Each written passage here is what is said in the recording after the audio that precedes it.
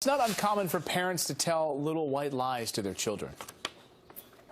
What's wasted? Wasted, kids, is something that happens when you have a hankering for ice cream.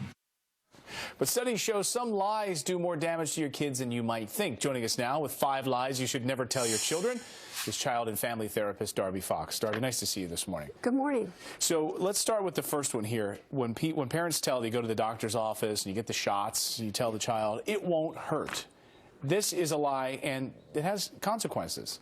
Well, it's important to be honest because it will hurt. So you want to say to them, you're going to be able to get through this, or it's not too bad, it won't last long, and give them the real idea instead of, they'll get the idea if you say it's not going to hurt and it does hurt, that they're not adequate. And we don't want to start with that kind of a... Also sugarcoating a child's fear, which is the next one. Everything is going to be all right. Just telling a child everything's going to be all right. The problem with that is we can't always guarantee that. And as they get older and they realize that everything's not going to be all right, then they think again something's wrong or the world's really insecure and they don't know who to trust or how to deal with that. What about this one? We're all guilty of this. I would have never done that at your age. I mean, that's a bald-faced lie. Right? Because Exactly. we've all done the stuff that our kids have done. And we'll all make those mistakes again. But it's important because then again, you're reiterating you're inadequate. Like, I wouldn't have done that. And circumstances are different. The whole world's different. So again, you're making your child think they're not quite good enough. And that's not a great way to build your relationship.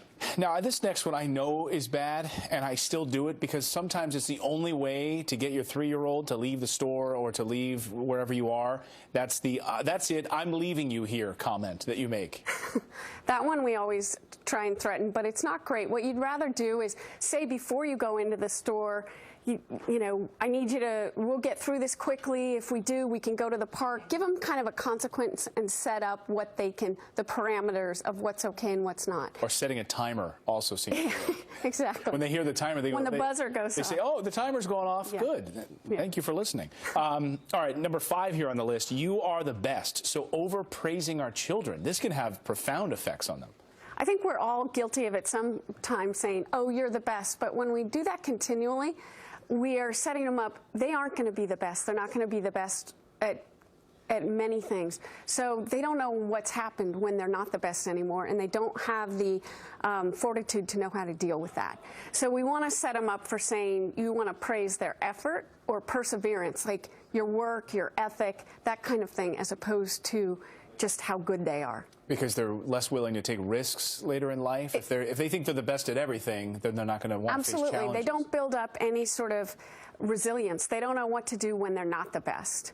And often they'll just give up or they'll blame someone else. You'll see them going some other direction. So we want to make sure we definitely are praising their effort or their perseverance. So bottom line, these little white lies can actually be much bigger than we think they are? They do. They add up because the kids model behavior. That's how they learn. So when they see us doing it, then that's kind of, they internalize it and say, well, you know what? They say don't lie, but my dad said this or did that, and they'll pick up on that. So then that's where they don't, it becomes a problem. Yeah. Fascinating. Darby Fox, we appreciate you joining us this morning. Thanks so much. Thank you for having me.